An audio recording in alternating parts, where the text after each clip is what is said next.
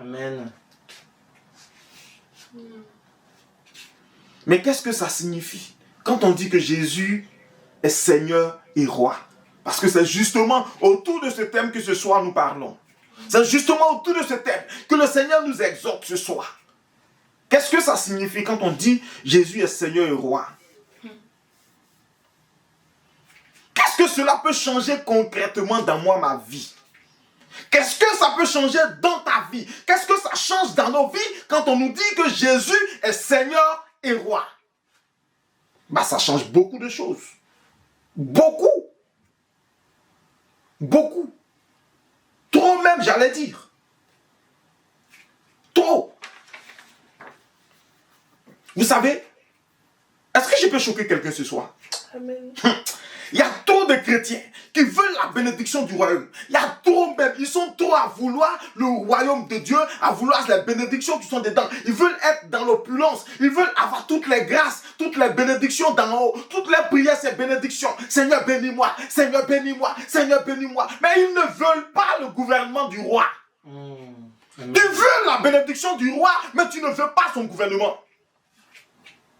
Tu veux que le roi te donne des choses, mais tu ne veux pas son autorité. Ça veut dire que tu ne veux pas respecter, mais tu veux qu'il te donne des choses. Tu veux ses privilèges, mais tu ne veux pas être son sujet. Est-ce que je parle à quelqu'un? Amen.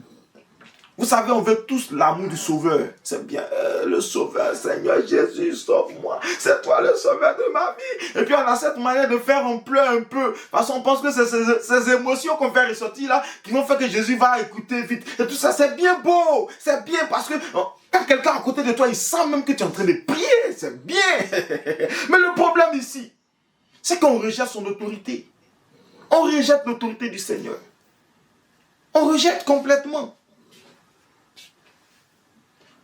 Quand on nous dit « va à gauche » et que le « va à gauche » n'est pas dans le sens que nous on entend.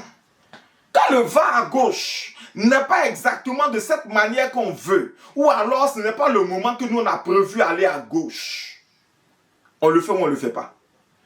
On trouve des justifications. Mais c'est justement ça, rejeter la seigneurie de Jésus. C'est justement ça, s'opposer à son plan de roi. C'est justement ça, dire qu'il n'est pas notre roi. Parce que quand on est sujet, on écoute ce que le roi dit. Mais si on ne fait pas ce que le roi dit, alors on n'est pas sujet. Ou alors on est un sujet rebelle. Est-ce qu'on peut appeler les choses par le nom? Amen. Qui est Jésus pour toi? On est en train de répondre à la question. Ici, Jésus est Seigneur. Ça veut dire qu'il est propriétaire. Il est roi, donc il te possède. Mais est-ce que tu te mets à la place de quelqu'un qui est possédé par Jésus? Parce que quelqu'un qui est possédé par un démon, il manifeste les attributs et la puissance du démon. Est-ce que je peux parler à quelqu'un? Est-ce que vous avez déjà vu un démoniaque? Souvent, on a des programmes de prière, tu es en train de prier, et puis tu vois, il y a un qui se manifeste là-bas.